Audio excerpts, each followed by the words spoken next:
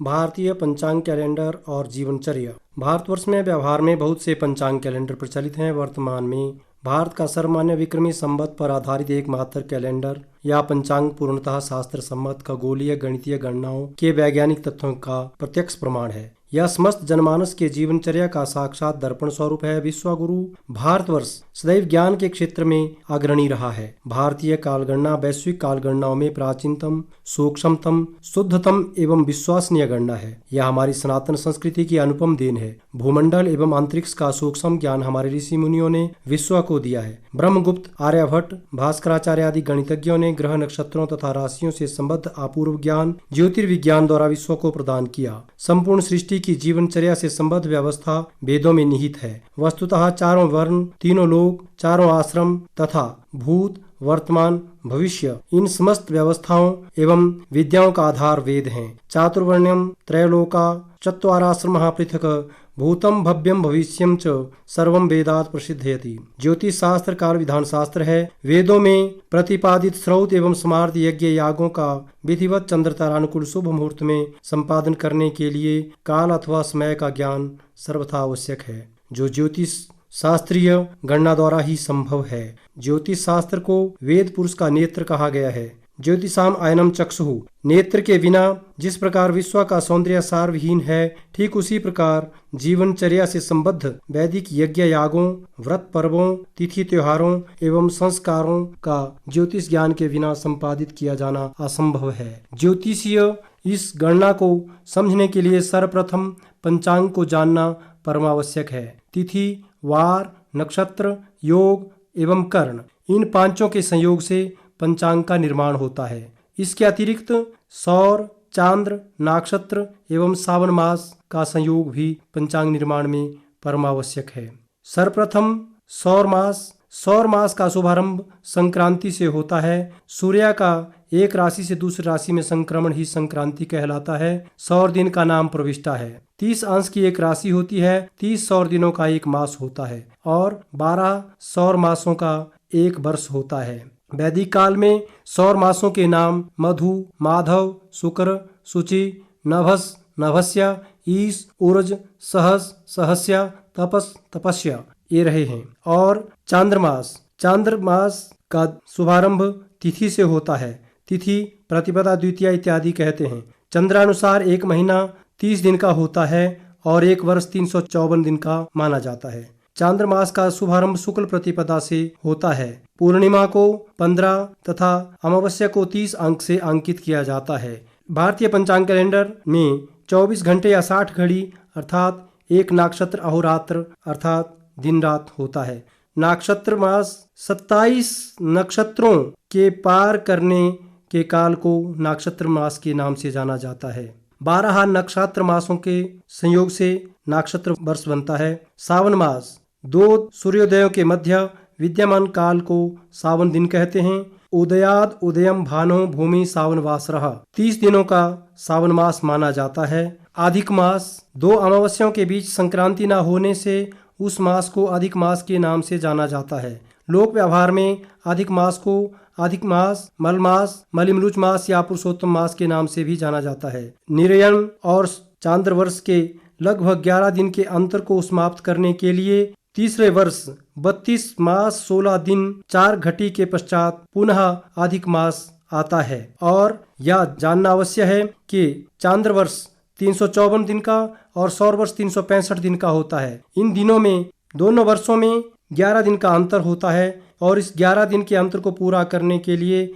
अधिक मास 13वां मास संवत्सर का शुभारंभ ब्रह्मा जी ने सतयुग में किया था। सर्वप्रथम उन्होंने जैसे ही सृष्टि की रचना करी उसी के साथ साथ संवत का भी शुभारंभ किया, जिसे सृष्टि संवत के नाम से जाना जाता है। सृष्टि संवत का इतिहास अत्यंत प्राचीन है, जिसे 1,95,58,85,125 वर्ष व्यतीत हो रहे हैं और इस सृष्टि संवत के अंतर्गत ही सभी संवत विक्रमी संवत, शक संवत, ईस्वी संवत आदि सभी आते हैं। और विक्रमी संवत का शुभारंभ चैत्र शुक्ल प्रतिपदा के दिन से होता है। ये युग युगांतर के चलते त्रेता युग में भगवान श्री राम जी ने अधर्म पर धर्म की विजय के पश्चात चैत्र शुक्ल प्रतिपदा के दिन अपने संवत्सर का शुभारंभ किया था। इसी प्रकार द्वापर युग में महाभारत युद्ध के पश्चात धर्म की विजय हुई और राजसूय यज्ञ के साथ युधिष्ठिर संवत का संचालन युधिष्ठिर जी ने किया। विक्रमी संवत जो है आज सर्वमान्य संवत है, अपने आप में राष्ट्रीय गौरव प्राप्त किए हुए संवत है। ये संवत भारतवर्ष में स्थान भेदानुसार नव संवत्सर, गुड़ी पड़वा, उगादि, चेटीचंड, विक्रमी संवत आदि नामों से जाना जाता है। विक्रमी संवत का संबंध किसी संप्रदाय से न होकर सारे विश्व की प्रकृति, खगोल सिद्धांत और ब्रह्मांड के ग्रह नक्षत्रों से है। इस संवत्सर का इतिहास अत्यंत प्राचीन है। ये कली संवत के 3044 वर्ष व्यतीत होने पर शालिवाहन शक संवत से 135 वर्ष पहले तथा ईस्वी सन से 57 वर्ष पूर्व चैत्र शुक्ल प्रतिपदा बुधवार को चांद्रमास से तथा मेष संक्रमण सौर मास से इसका शुभारंभ हुआ है। इस संवत्सर में चंद्र, सौर, नक्षत्र, सावन मास इत्यादि सभी आते हैं। उत्तरी भारत में इस संवत्सर का शुभारंभ चैत्र शुक्ल प्रतिपदा के दिन, दक्षिणी भारत में गुजरात, महाराष्ट्र आदि प्रांतों में दीपावली के अगले दिन कार्तिक शुक्ल प्रतिपदा से होता है और पंजाब में सौर मास से बैसाखी या मेघ संक्रांति के दिन से होता है। राजस्थान में इस वर्ष का शुभारंभ रामनवमी को वसना पूजन के पश्चात होता है। नेपाल के सरकारी संवत के रूप में विक्रमी संवत ही आज भी चला आ रहा है। वहां पर इसके ऊपर ही सारी राजकाज, प्रशासनिक सभी कार्य इसी पर निर्भर करते हैं। और संवत्सर के नाम के अनुसार आज पिंगल संवत 2080 संवत्सर चल रहा है। प्रसिद्ध वैज्ञानिक डॉक्टर मेघनाथ शाह की अध्यक्षता में कैलेंडर रिफॉर्म कमेटी का गठन किया गया था राष्ट्रीय पंचांग का संचालन करने के लिए और 22 मार्च 1957 ईस्वी को उन्होंने अपनी कैलेंडर रिफॉर्म कमेटी की अध्यक्षता में इसी विक्रमी संवत को राष्ट्रीय कैलेंडर घोषित करने की एक अनुशंसा करी थी। पर हुआ क्या कि उस समय की तत्कालीन सरकार और कुछ अंग्रेजी मानसिकता के लोगों ने 22 मार्च 1957 ईस्वी को शक संवत को राष्ट्रीय संवत घोषित कर दिया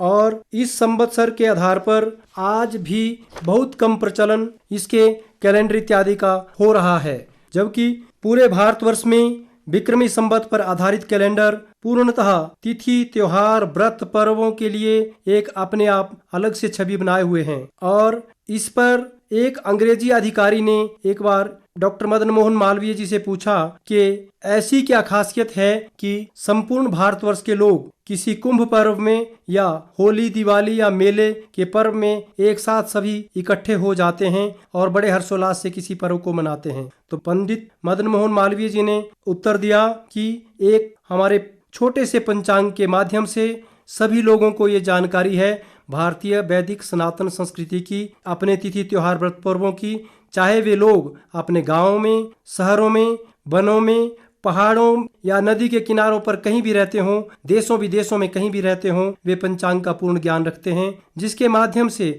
उन्हें अपने संपूर्ण तिथि, त्योहार, व्रत, पर्वों का एक ऐतिहासिक ज्ञान अपनी आप में संजोए रहते हैं। और इस विक्रमी संवत का शुभारंभ विक्रमादित्य जी ने 3044 वर्ष बीतने पर, कली संवत के बीतने पर इसका शुभारंभ किया था अपनी नवरत्न सभा के माध्यम से। और वो नवरत्न सभा के जो पात्र थे वे इस प्रकार से: धन्वंतरी, क्षपणक, अमर सिंह, शंकु, वेताल भट्ट, घट खरपर, कालिदासः, ख्यातो ब्राह्महिरो, नृपते सभायाम, रत्नानि वै वररुचिर न विक्रमस्य।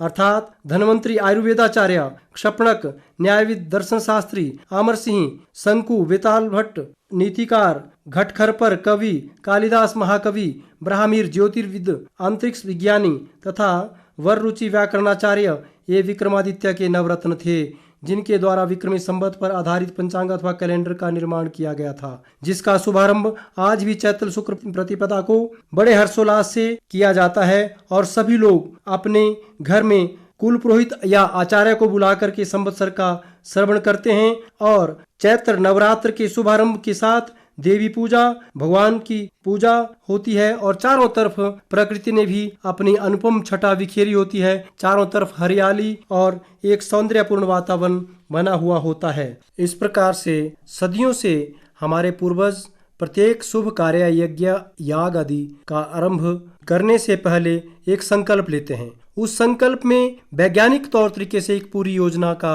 आकलन करते हैं, संकलन करते हैं। जैसे कहते हैं, हरि ओम विष्णु विष्णु ओम नमः परमात्मने श्री पुराण पुरुषोत्तमस्य श्री विष्णुराज्ञ पर्वतमानस्याद्यम श्री ब्रह्मणोदि द्वितीय प्रार्धे श्री श्वेतवाराह कल्पे विंशतोत्तरे अष्टाविंशतितमे कलियुगे कलि प्रथम चरणे जम्बूद्वीपे भारतखंडे आर्यावर्तांतर्गत काशी कुरुक्षेत्र पुष्कर प्रयागादि नाना तीर्थ कर्म भूमौ मध्य रेखायाम उत्तर दिग्भागे अमुक नाम संवत्सरे, यहाँ संवत्सर का नाम जैसे पिंगल नाम संवत्सरे सूर्या उत्तरायणे या दक्षिणायने, इस प्रकार बोधन करते हुए अमुक वासरे, अमुक तिथि, अमुक नक्षत्रे आदि का शुभ प्रकार से सभी चीजों का संकलन इस संकल्प में करके बाद में अपने नाम गोत्र इत्यादि का उच्चारण करते हुए और स्थान का उच्चारण करते हुए पूजा में सब प्रकार के सबके मंगल की कामना करते हुए हम इस पंचांग परिपाटी का निर्वहन करते हैं। और जो पूर्णतः वैज्ञानिक है, इस पंचांग कैलेंडर में पूर्णतः जितने भी संकलन है वे हमारे प्रविष्टे अंग्रेजी तारीख और चांद्र मास की तारीख, प्रतिपदा, द्वितीया इत्यादि के साथ शुभाशुभ समय, होलाष्टक, गुरु शुक्रास्त, श्राद्ध पक्ष, पंचक, नवरात्र, एकादशी व्रत, अमावस्या, पूर्णिमा आदि सभी व्रत पर्वों का ज्योतिषीय निर्णय पूर्वक सुव्यवस्थित रूप से अंकित किया गया है। और यह पंचांग कैलेंडर हमारे लिए इतना गौरव का विषय है कि एक स्थान पर सब प्रकार की व्यवस्था हमारी दिखा देता है और हमारे जीवनचर्या क्या होनी चाहिए, इसके संदर्भ में हमें क्या खाना चाहिए और किस महीने में क्या नहीं खाना चाहिए। संवसंती ऋतवः अस्मिन् संवत्सरः, जिसमें समस्त ऋतुओं का वास होता है उसे संवत्सर के नाम से जाना जाता है। पंचांगीय गणना से ही संवत्सर का निर्माण होता है और एक वर्ष में संपूर्ण 6 ऋतुएं आती है। वसंत, ग्रीष्म, वर्षा, शरद, हेमंत, शिशिर, ये 2-2 मास का